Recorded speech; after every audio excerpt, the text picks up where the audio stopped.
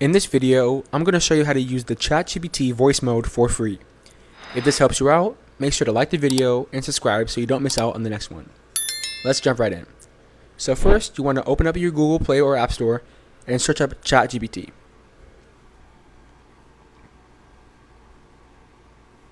Then you want to download ChatGPT, and if there is an update available, you want to make sure it's updated to the latest version. Then once that's done, go ahead and open the app. And then on the right side, you're going to see a little audio icon. Click on that.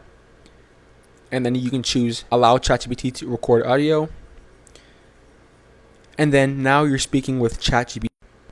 You can mute it or you can ask it questions. And as you can see, it responds to my requests. To exit out, just press on the X and you're back to normal. And that's it. Quick and simple. If this saved you time, don't forget to like the video and subscribe so you're ready for the next guide. Thanks for watching, and I'll see you in the next one.